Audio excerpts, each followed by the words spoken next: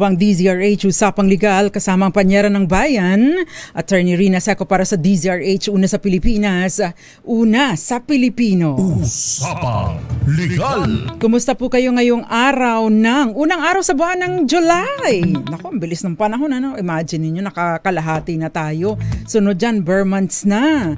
Pero meron tayong a little bit of good news dahil meron pong 50 pesos na aumento sa ating mga sahod para dito sa mga nasa NCR, National Capital Region. Para sa mga gustong tumaas din ang sweldo sa ibang lugar, antay-antay lang po kayo. Hopefully, ngayong taon pa din yan. Antabayanan lang po natin. Usapang Legal. Sayang nga lang, sa halip na 200 or 100 pesos ay 50 pesos lang eh. No? But anyway, hindi po yan nating tatalakayin tonight dahil ang tatalakayin natin, as promised last Thursday, tatalakayin po natin, may kinalaman sa, paano nga ba makukuha yung mana na inaasam-asam natin kung matagal ng patay ang magulang pero iniipit ng isa sa mga or ng ilan sa mga tagapagmana. Usapang Legal. Dahil ang tanong, RHTV, paki-flash na nga, paano po, attorney, kung ang isa sa anak nilagay sa pangalan niya ang titulo, tapos yung kalahati ng lupa, dinonate niya sa anak niya para di mahabol ng mga kapatid. So lumalabas po, merong isang property manahin ng mga magkakapatid, pero sa halip na i-share sa kanyang mga co-heirs o mga kapwa mga tagapagmana, ito sinwapang ng nag-iisa lang at pagkatapos hinati at ibinigay sa dinonate sa anak para kunyari hindi na mahahabol. Totoo bang wala nang mahahabol kapag kaganito? Usapang Legal. Usaping mana sa DZRH Usapang Legal kasamang panyera ng bayan, Attorney Rina Seco. Feel free to share our discussion tonight dahil alam ko naman kapag usaping mana or #mana problems, marami po ang curious dahil syempre kahit gaano katiting ang property ni nanay at tatay, dadating ang pagkakataon magkakaroon ng manahan. Usapang Legal. At syempre pa, kapag ka po may manahan, hindi simpleng, amin na ito. Pagbahagian na natin ito. Dadaan sa proseso. Bakit kanyo? Hindi papayag ang Register of Deeds. Hindi papayag ang Bureau of Internal Revenue. At lalo namang hindi papayag ang Assessor's Office, na basta na lang ilipat ang tax declaration o kaya ang titulo sa mga tagapagmana nang hindi dumadaan sa tamang proseso or sa proseso ng pagbabayad lalo na ng buwis. Usapang Legal. Attorney, di ba merong tax amnesty? Nawala na. Wala na po ang tax amnesty, natapos na, hindi natin na-avail. Kaya balik na tayo doon sa 6%.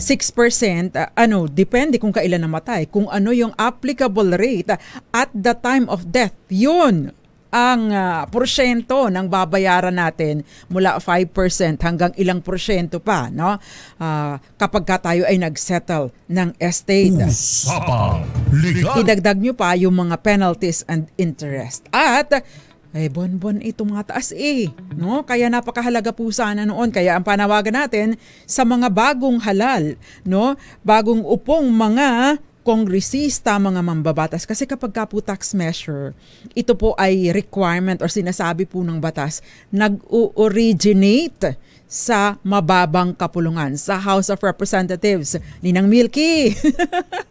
Ninang Milky Rigunan, pakibulungan mo nga yung mga kaibigan nating kongresista dyan, para isulong yung additional or extension. Lagyan pa ng ilang taon. Hayaan niya muna yung mga proposal ni Congress, Secretary Recto na yung 6 gawing 10%. Wag muna naman, hirap na hirap pa tayo Usapang Legal. Anyway, balikan po natin yung question ng ating isang tagapakinig. Paano po kung ang isang anak nilagay sa pangalan niya ang titulo tapos yung kalahati ng lupa dinonate niya sa anak niya para hindi mahabol ng mga magkakapatid. Again, babalikan po natin yung mga compulsory heirs. Sino ba yung compulsory heirs?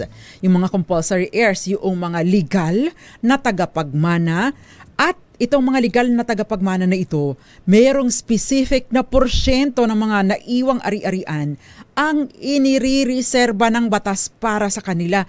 In short, walang choice, ang may-ari o namatay, no, para hindi bigyan ang kanyang mga compulsory heirs unless, no, meron pong valid na dahilan para i-disinherit, in which case kailangang nagkukumply sa requirements ng batas on valid disinheritance. Usapang Legal. Sino ba yung mga compulsory heir? Siyempre, asawa nung namatay, yung kanyang mga anak, both legitimate and illegitimate, or yung marital and non-marital, at nandyan din yung magulang in the absence of legitimate children. Ibig pong sabihin, kapag ka, no, for example, isang tao, isang lalaking may asawa, ay namatay, no? Ang naiwan niyang tagapagmana ay kanyang asawa, ang kanyang legitimate or marital children, no? At saka ang kanyang, kung meron man, illegitimate children. Kung wala siyang legitimate children at ang naiwan lamang niya ay kanyang asawa at ang kanyang illegitimate or non-marital children, or in short, anak sa labas, no? Magiging tagapagmana rin niya ang kanyang mga magulang. Usapang Legal. Hindi mawawalan ang mga magulang kung ang naiwan ay illegitimate or non-marital at ang asawa. Much more kung ang asawa lang ang naiwan at walang naiwang anak.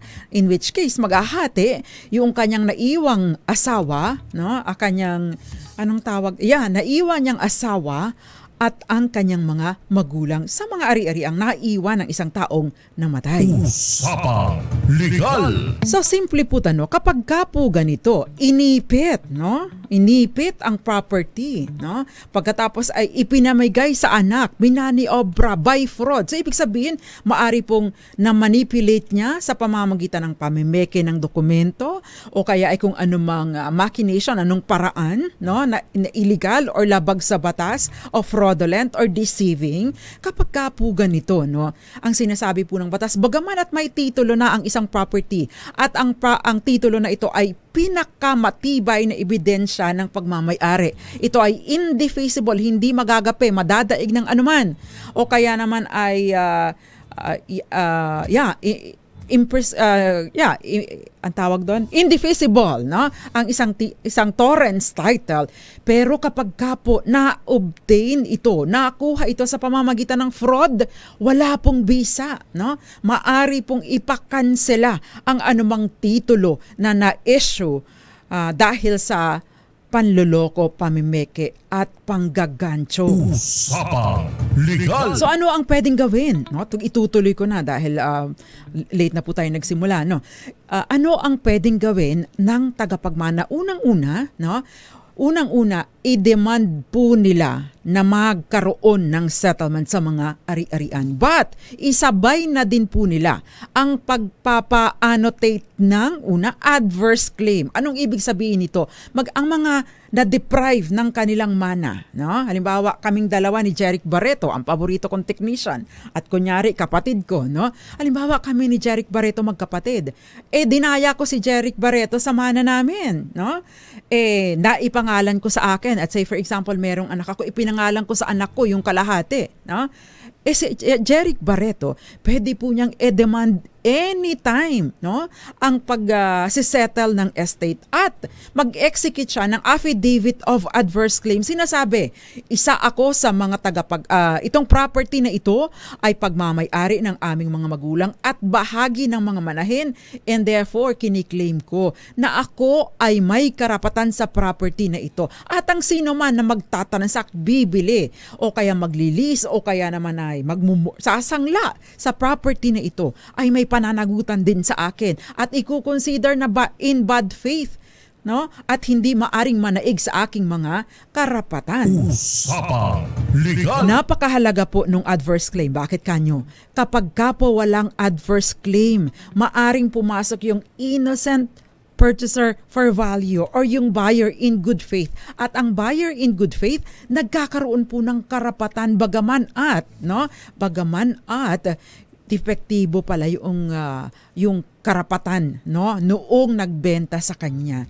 Kasi nga pinapayagan ng batas, no, na yung mga buyers tumingin laang doon sa kung ano ang nakasaad sa 4 kantos na titulo, no? Hindi kailangang mag-imbestiga ng kung ano-ano pa maliban sa yung pagtingin sa physical location, situation ng property because most of the time as is where is po, di ba? Usapang Legal. So I hope you are watching tonight yung nagpadala ng ating message. Actually, ang nagpadala po ng message na ay yung isa nating listener sa ano bang pangalan nun?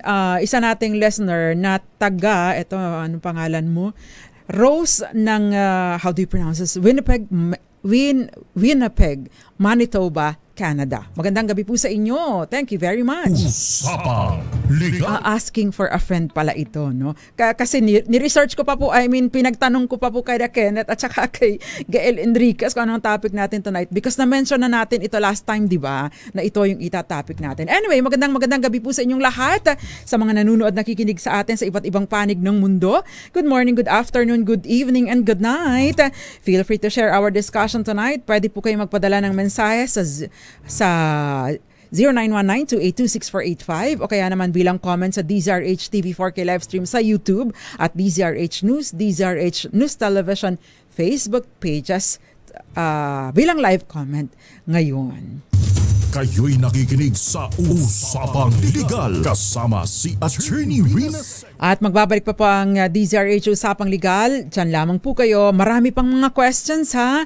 Pero bago kami mag-commercial, happy birthday sa'yo. Pinsang buo ko to. Gonzalo Soleta, dyan sa Bikas Benavista, Marinduque. At asawa din ng pinsan ko si Elisa Seco. Magandang gabi and happy birthday sa'yo. At syempre pa yung iba pang nagsaselebrate ng kanilang kaarawan. Happy birthday po sa inyo. At magbabalik po tayo. Ilan lamang mga paalala. Diyan lamang po kayo.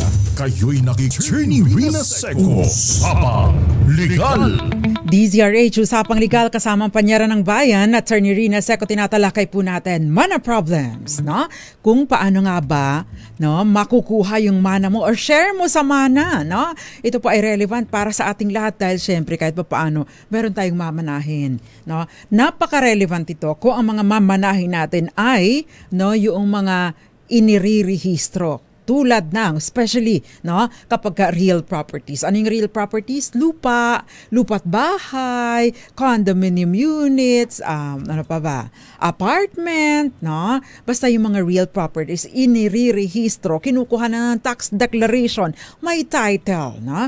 Kapag po ganito, or isama nyo na din po, no, yung tungkol doon sa yung mga shares of stocks, mga investments, napakahalaga nitong proper documentation para maipalipat, no? Kasi for example, shares of stocks, no? Hindi mo pwedeng sabihin sa kumpanya, "Oy, lipat niyo na lang po sa akin." Hindi. Hihingan ka ng dokumento, proper settlement of estate. Usapang Legal. Anyway, yung kanina, no, yung first question po, may yung paano raw doong yung napunta, no, doon sa anak, mahahabol pa ba? Abay, syempre, unang-una, hindi siya buyer in good faith. As the phrase implies, buyer, hindi receiver lang, hindi donee, no? So ibig sabihin, hindi ito mag-a-apply kapag ka i-donate lamang ang property na ginancho sa iba. Say for example, ako nang gancho ako, no, sa kapatid ko for example. I-donate ko dahil paborito kong technician itong si Jeric Barreto dahil siya ang naka-duty ngayon, no? Kapag ka po yung pong dinenggoy ko, no, yung original na may-ari, pwede niyang habulin. Hindi lang sa akin, kundi doon sa pinagbigyan kong si Jeric Barreto. Bakit? Hindi siya buyer in good faith dahil i-donate ko lang naman sa kanya ang property. Usapang Legal. Ayun. So, hindi maaaring proteksyonan ng batas. In short, wala pong proteksyon sa batas ang mga manggagancho. Pati na rin yung mga pinagbigyan lamang ng mga manggagancho. Usapang Legal. Ayan, I hope that is clear. No? By the way, relevant din po sa ating talakayan tonight, yung tinatawag na property regime. Ano ba yung property regime ng mag-asawa? Siyempre, yung prenuptial, relevant po yung prenuptial agreement. Nagkakaroon ng prenuptial agreement para sabihin na, oy, ayaw namin ng absolute community of property kasi sa absolute community of property, what is yours is his, or what is hers is his, no? Kung ano ang akin ay iyo at ang iyo ay akin na din, no? Yun po ang prinsipyo kapag ka absolute community of property, except yung mana na tinanggap, yung property na tinanggap bilang mana sa panahon na kasal na. No? Pero mana na tinanggap bago ang kasal, nagiging bahagi ito ng pagmamay-ari ng parehong mag-asawa. Usapang Legal. Pero may prenuptial agreement, maaring mag-operate yung conjugal partnership of gains na dating nag-ooperate before the effectivity of the Family Code. Kailan ba nag-take effect ang Family Code? August 3, 1988. Kapag ka conjugal partnership of gains, lahat ng pag-aari ko nung dalaga pa ako, lahat ng pag-aari ng asawa ko nung single pa siya, no? Sa kanya lang yun, akin lang yun. Akin lang yung mga properties ko nung naipundar ko nung dalaga pa ako. Pero kapag ka nag-asawa na kami, lahat ng kinikita ng mga properties na separate na ito, amin ang dalawa. Kumbaga, table 1, table 2, table 3. Yung table 1 sa asawa ko, table 2 sa akin, yung mga income nito, no, kinita ng properties mula sa table 1 at table 2, yun ang magiging table 3. Yung table 3, yung ang aming pagmamay-ari, kaming dalawa ang nagmamay-ari nito. Usapang Legal. Yon ang conjugal partnership of gains. Hindi kasali ang mana because eksklusibong property ng nagmana ang mana, whether before the marriage or during the marriage, kapag conjugal partnership of gains. Pero pag pinag-usapan po yung total or complete separation of property, ang iyo ay iyo, ang akin ay akin, no? Ang problema lang kapag complete separation of property, Jeric, paano kung kakain kayo sa labas? What is yours is yours. What is mine is mine. And pag mag-order ako ang magbabayad ng kinain ko. Separate tayo ng bill. Diba? Kapag complete separation of property. Of course, that is just a joke. Pero normally, ganun ang sitwasyon.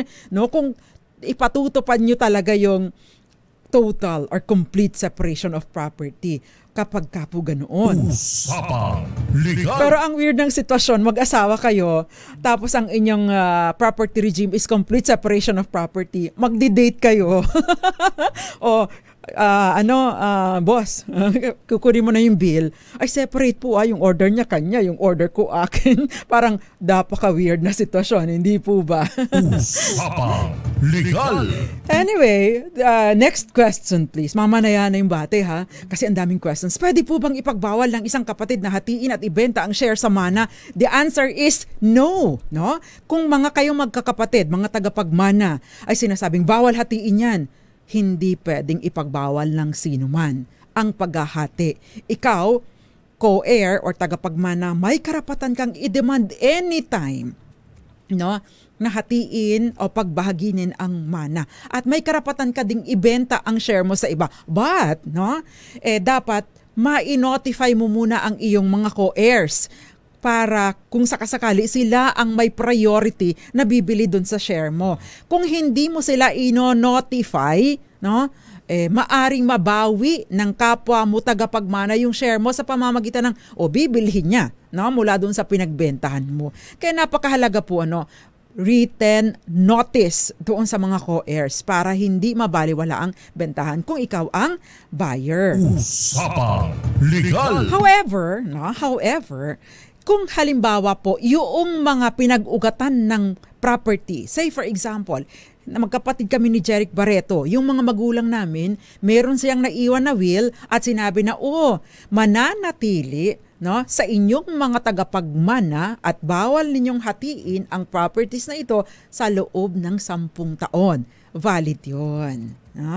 Valid po yun. Pero kapag natapos na ito, demandable na para sa mga bawat tagapagmana or sino man sa tagapagmana na hilingin ang pagbabahagi. Usapang Legal. Pero hindi ibig sabihin na bawal hatiin, bawal bahagiin, wala ka pang property, iyon na yun. Yun nga lang, you own the property in common, no? Co-owners kayo ng property. Meron kang share, meron kang undivided share doon sa isang buong tipak ng property. Okay, next question please. Ayan, my parents want to give me a parcel of land. Does it mean it will be owned by my husband too? Ang tanong niya, pag binigyan ako ng magulang ko ng property at ako ay may asawa na, sino ang may-ari nito? Is it conjugal or is it an exclusive property? Kung ito po ay donasyon, no, sa inyong dalawa, no, or donation by reason of marriage, no, at sinabi ng magulang mo donasyon namin ito sa inyong dalawa, then kayong dalawa ang nagmamay-ari. Pero kung ito ay binigay sa iyo bilang paunang bahagi ng mana mo, then that should be yours alone. Usapang Legal. Ayan, depende po sa tenor ng donation. Ayan. Pero pag sinabi mong bibilhin ko ang property ng magulang ko, absolute community of property ang inyong property regime. Kahit pang magulang mo ang nagbenta sa iyo or pinag-ugatan ng binili mong property, kayong dalawa ang nagmamay-ari nito. Now, ano yung implikasyon doon sa donasyon at saka sa sale? Sa sale, wala pong exemption. Anong ibig sabihin nito? Kapag donasyon, other than yung issue ng maaring masolo mo ang pagmamay-ari ng property, magiging exclusive property at never part of the conjugal assets, no? Merong 250,000 pesos na exemption from taxation. Ano ibig sabihin nito? Kung ang value ng property ay 1,000,000, babawasin yung 250 na exempt doon sa na bilang dinonate sa'yo. Tapos yung 750 ang matatax ng donor's tax, which is 6%. Now, kung sale ito, yung buong 1,000,000 ang babayaran mo ng buwis. So, 1,000,000 is 60,000 pesos. Compute nyo na lang yung 750. Usapang Legal. Yun po ang diferensya nila. Ayan. Next question, please. Next question, RHTV. Ayan. Sabi, attorney, itatanong ko na din about sa mother-in-law ko. Iniwan ng father-in-law ko noong bata pa ang asawa ko. Sumama po siya sa ibang lalaki pero noong nawala ang father-in-law ko, doon si mother-in-law at ang kanyang kinakasama, boyfriend, tumira sa lupa ng father-in-law ko. Nagkaroon siya ng anak sa kinakasama niya. Kasal po ang mga in-laws ko at patay na silang pareho. But yung kinakasama ng mother-in-law ko ay doon pa din nakatira sa property ng father-in-law ko. Gusto na namin mahati pero hindi po nagko-cooperate ang illegitimate children at father nila na nakatira doon. Ano po ba ang dapat na gawin? Usapang Legal. Medyo may pagkake, no? Yung boyfriend or kinasama ng kanilang mother-in-law, illegitimate or illicit na nga yung relationship. Illegal na nga ang relationship. Doon pa tumira sa pagmamay-ari ng father-in-law mo. Ang question ko dyan, is exclusive property ba ito ng father-in-law mo? Because if it's the exclusive property ng inyong father-in-law, meaning to say, ang dapat na magbabahagi dito ay yung mga anak lang ng father-in-law mo mga anak lang ng father-in-law mo. Ibig sabihin yung asawa mo at mga kapatid niya. At hindi maaring makihati yung makibahagi yung anak ng mother-in-law mo sa ibang lalaki. No? Because this is exclusive property. Hindi naman siya tagapagmana ng iyong father-in-law. But kung halimbawang ito ay conjugal property nila ng inyong mother-in-law, mangyayari dyan unless merong valid, merong forfeiture ng share in the conjugal assets or absolute community of property assets. Ang mangyayari dyan kung halimbawa ay itong property ay conjugal, divided by 2 muna because share ni mother-in-law, share ni father-in-law sa conjugal assets. And therefore, yung 50% yun ang paghahatian ng mga tagapagmana, makikihati pa si father-in-law, si mother-in-law, at yung share ni mother-in-law, babahagiin sa asawa mo at sa kanyang mga kapatid, including yung anak sa pangalawang kinasama. Yung Usapang Legal. Diba? Medyo komplikado. Kaya pag-usaping mana po, other than complicated ay exciting pa din. Magandang gabi sa iyo, Jericho Ferrer, Rex Seco, Gael Enriquez, Mariel Sabido, attorney, good morning. Watching from the Middle East, magandang gabi sa iyo. Lilia Seco, Judy Gala Labalan, Baby Sanchez, Peter Lynn Sanchez, Evelyn, teacher to sa amin, Evelyn Oblea, Eduardo Narvaez, si Florence Regalo sa Pila Laguna, si Felipe Ruel, at syempre pa, itong si Joby Barbecho, attorney, ang titulo ng lupang tinitirhan namin ngayon ay mahigit 60 years na nakapangalan sa may hawak ng titulo. Pero sa 60 years na ito, napabayaan na po ito at hindi na nabubuwisan at hindi na maasikaso kasi mahigit 60 years na din po itong patay. Ang tanong ko po, attorney, sino na po ba ang nagmamay-ari nito? Yung nakapangalan po ba sa titulo o gobyerno na po? Kasi napabayaan na ito at kami po 40 years na rin nanirahan dito at walang pinanghahawak ang papel o titulo. Ano po ba ang maaring magiging lagay nito? Usapang Legal. Thank you very much for that wonderful question. Interesting question ni Miss Joey Barbecho. Kapag ka po ang property ay titulado, kahit 100 years kang mag-occupy ng property ng iba, no, nananatili po ito doon sa registered owner, assuming wala kang whatever claim dahil wala namang fraud kaya nakakuha siya ng title. Now, sinasabi ninyo patay na. So sino po ba ang tagapagmana nitoong registered owner?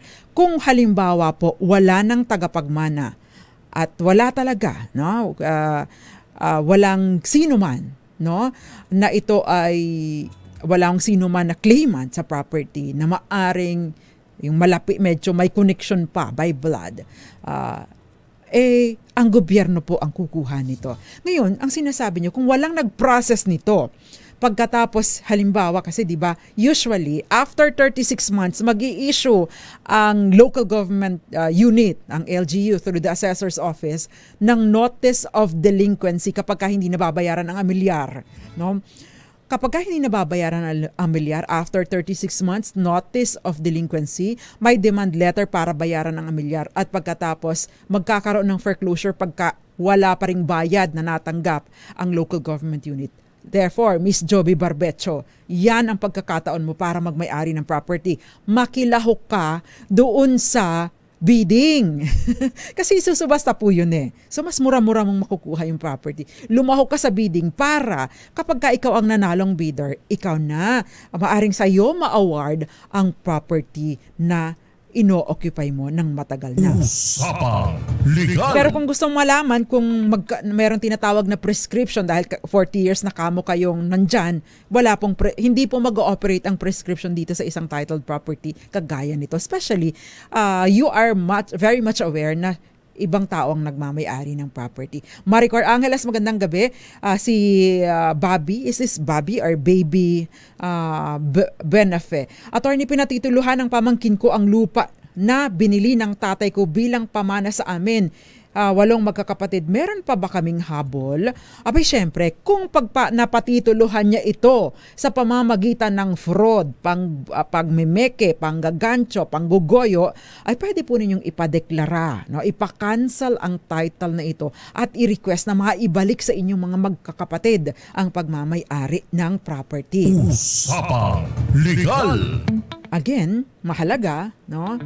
Alerto din po kayo. Kasi kapag ka nailipat ito, naibenta ito sa innocent purchaser for value or buyer in good faith, wala na kayong habol. Mahihirapan na kayo. Ang tayong mahahabol nyo is, bayaran mo yung property dahil hindi na namin mahahabol doon sa third party. Kaya dapat po ay alerto. Magandang gabi. Sabi niya, 3 kaming magkakapatid. Yung 2 lang po ang pinamanahan ng magulang ko kasi black sheep po ako sa pamilya. May pag-asa pa po ba kung makakuha ng mana ko? Raul Destacamento. Ang question ko, Raul, paano ka na disinherit? Is it through a written instrument, formal, legal, na compliant o alinsunod sa mga requirement ng batas na susulat, may malinaw na basihan ayon sa mga basihan na inilalaad o nakalahad sa civil code?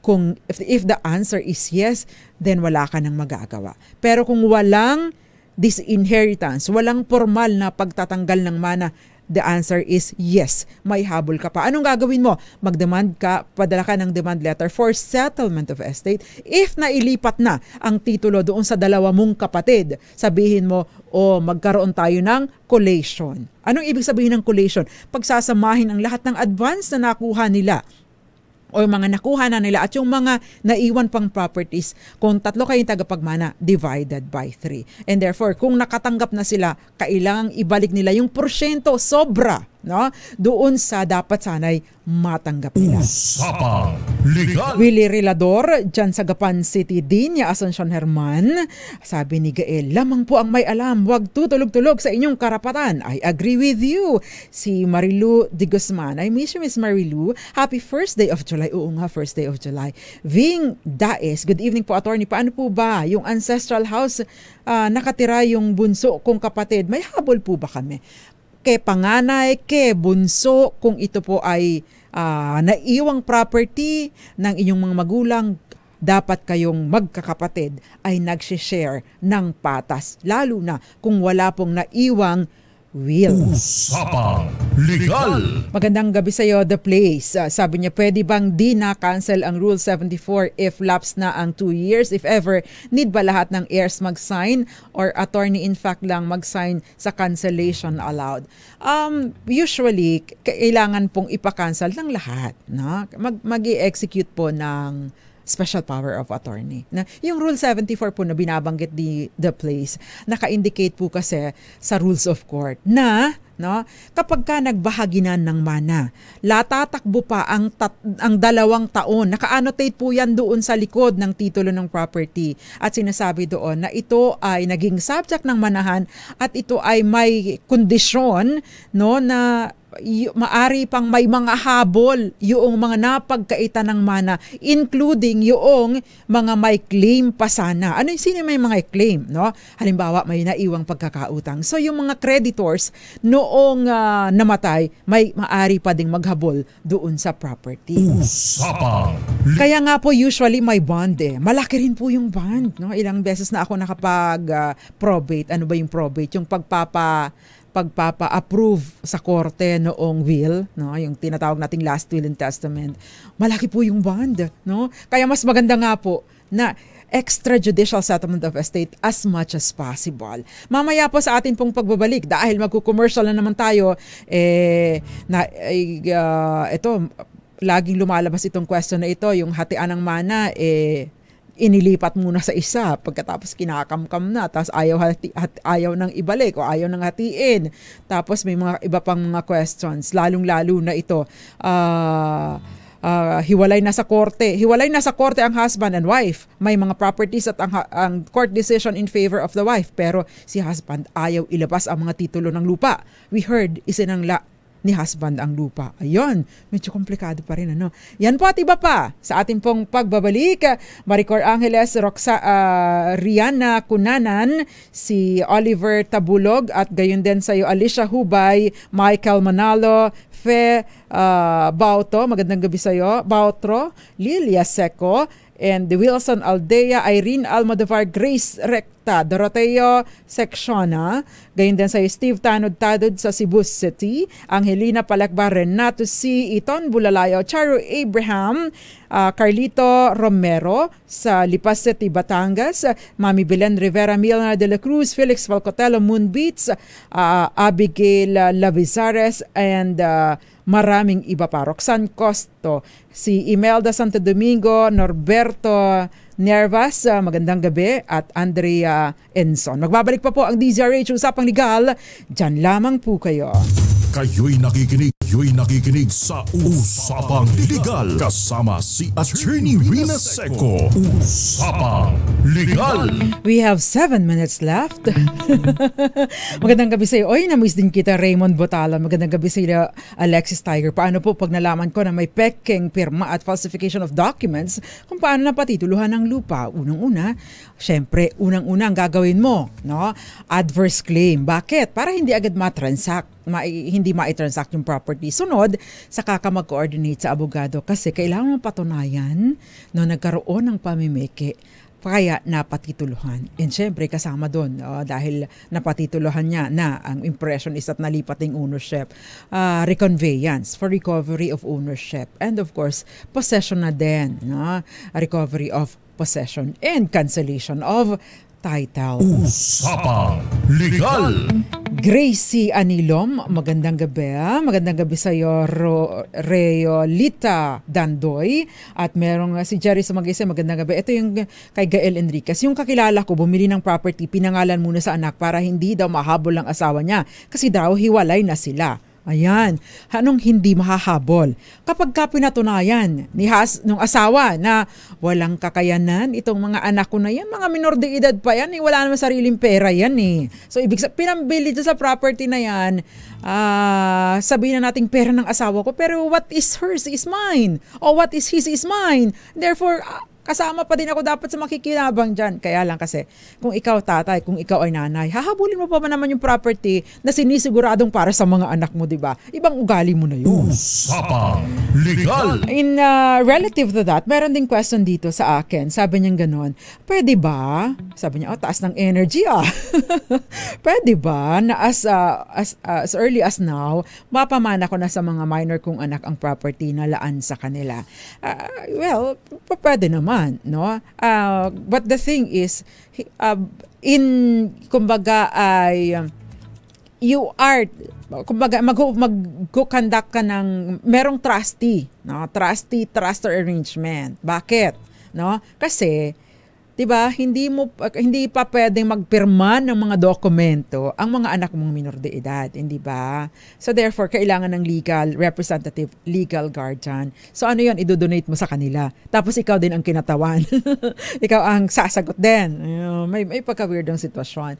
But syempre, kung ang question is pwede mo nang ipamana, yes, pwede naman. But then again, dahil pinamana mo na ngayon, pag nag-asawa mga anak mo, automatic yung mapapangasawa nila kapwa tagapagmana ng property na ipinamana mo na ngayon. Usapang Legal. Diba? Jody Say, Rudy Valpalma Jam, magandang gabi sa iyo. Joy Garimbao, Ricardo Messina, Felipe Obedencio. Ma'am, magtatanong lang sana ako tungkol sa yuta namin. Walang titulo, deklarasyon lang ang hawak namin. Gitrabaho sa iba ngayon kasi naiwan namin kasi sa gulo ng NPA dati. So hindi na namin nakabalik. Makukuha pa ba? Anong ibig sabihin nun? Walang titulo, deklarasyon lang ang hawak namin. Ngayon naiwanan kasi sa gulo. Hindi na namin nabalikan. Walang titulo, pero ikaw ang may deklarasyon. Hindi ito basta-basta mailipat sa kung sino mang tao nang walang proper linking document. Kasi yung tax declaration, bagaman at hindi siya patunay ng pagmamay-ari, it shows your interest sa property. But then again, napakahalaga po ng possession. Ay kapag ka po yun, ay halimbawa matagal na panahon, pagkatapos ay wala namang titulo at ang sinabi niya, ito ay wala itong mga taong ito dito, kami na ang nakaposisyon dito. Halimbawa, nagkaroon pa ng, anong tawag doon, ng cadastral survey, ay delikado po ang inyong pagmamay-ari sa property. Usapang Legal. May risk po. John Lemuel Blanco, magandang gabi sa iyo. Okay, by the way, kapag ka po maaga ninyong ipapamana ang property sa inyong mga anak, hindi po ninyo mai-enjoy o ililipat na ninyo this early, hindi po ninyo mai-enjoy yung mga deductions available kapag ka umabot sa estado or sa sitwasyon ng manahan. Bakit kanyo? Kung ngayon nyo i-donate ang property sa inyong anak, ang mababawas lang yan ay 250 sa isang taon. Yun lang ang mababawas, hindi sa tax na kundi yung itatax. Halimbawa sa halagang 1 million pesos, 250 doon ay mai-exempt from taxation. Yung 750,000 yun ang itatax. Pero once a year lang mai-enjoy yung ganong deduction. Ngayon, unlike sa pagka ikaw ay umabot doon sa stage ng normal na sitwasyon ng manahan, no, yung may namatay. Ang nangyayari po dito, subject, merong deduction sa yung standard deduction, meron ding deduction for family home at maraming iba pa. So therefore, malaki ang mababawas. Hanggang 10 million yung family home, 5 million yung standard deduction. So 15 million ang maaring maawas, assuming 10 million ang value ng family home mo. Ayan. Usapang Legal. Hiwalay na sa korte ang husband and wife. May mga properties at ang court decision in favor of the wife. Pero si husband ayaw ilibas ang mga titulo ng lupa. We heard isa ng ni husband ng lupa. Ayan. So, ang tanong, annotated ba itong mga proseso na ito sa korte? Kasi pagka annotated ito, in bad faith ang nag-transact sa husband mo, anong ginagawa ng abogado mo? Kasi supposedly, may writ of execution, di ba? Sa desisyon ng korte, kapag may desisyon na, yung abogado ng winning party, dapat ay merong writ alerto, no? Writ of execution agad. Sunod, upon finality. And sunod, syempre, kapag gano'n, isa rin sa mga opsyon, i-suggest mo lang ito sa pwede bang gawin ito, no? Ayoko pong pangunahan ng abogado. May kanya-kanya po kasing diskarte, pero general question lang sinasagot ko na. File a petition to the court to compel surrender of the property of the title. Pag hindi po isinurrender yung title ng property, maari pong ipakansela ito ng korte at sabihin na Register of Deeds. Kanselahin niyo yan, issuehan niyo ng bago ito, no? At para matapos na ang gulo na ito. Yan. Usapang Legal. Ay, naku, hindi natin natapos. Ang dami pang questions. Pasensya na kayo. Mahina ang kalaban. Hayaan nyo sa susunod na Thursday. Magsama-sama po ulit tayo. Gael, in-remind mo ulit ako ha. Itong si Gael ay aking online PA. Pero libre, pro bono. Pro bono. Legal assistant ko itong si Gael. Pasensya na Gael ha. Ikaw ang pinaka-active eh. Tsaka si Gael ay kaibigan ko po yan eh. Kahit off the air, no? Kaibigan ko po yan si Gael. So, thank you very much po sa pagsama ninyo sa akin. Pwede pa rin kayo magpadala. At ipagpapatuloy po natin ang usaping mana on Thursday para pumapagbigyan natin yung mga questions na naiwan pa. Napakarami ko pang na-screenshot, hindi pa naatatapos ang RHTV. Nakasama ko po sa kabilang side si Jeric Barreto at syempre mga taga RHTV. Magandang gabi muna sa iyo, Arlene of Chino, California. And mga Chino ba ang nabasa doon? Chino, California and mga Diam Zone ng Concepcion, Tarlac. At syempre pa, Mario Manuba, Tita Ami, Miraflor Garcia and the rest. Magsama-sama po tayo Thursday, same time, same station, same channel, same social media platforms. Sa kapampanyara ng bayan, Attorney Rina Seco para sa DZRH. Una sa Pilipinas, una sa Pilipino. Ang tabayanan po sa susunod na programang Lunas at Lunas Extension para sa mga mahalagang impormasyon tungkol sa kalusugan. Sumainyo ang mga dagdag kaalaman sa batas. Hatid ng Panyera ng Bayan. At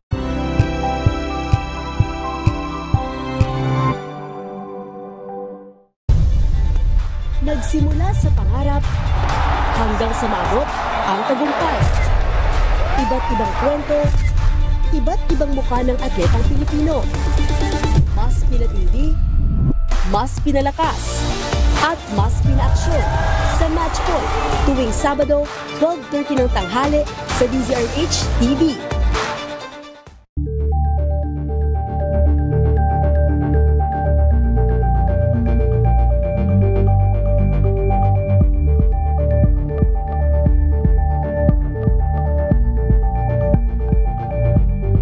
alamin ang mga maiinit na isyung pambayan, mga balitang kailangan mong malaman, usapin sa pamahalaan, politika, ekonomiya at kabuhayan. Ito ang mga dapat mong malaman, pakialaman at pag-uusapan dahil kayo ang tinig ng mamamayan dito sa Damdaming Bayan, live sa DZRH Radio, DZRH TV at DZRH Digital. Kasama sina Lakay, Deo Macalma at Elaine Apit. Araw-araw, Lunes hanggang Biyernes. Damdaming Bayan.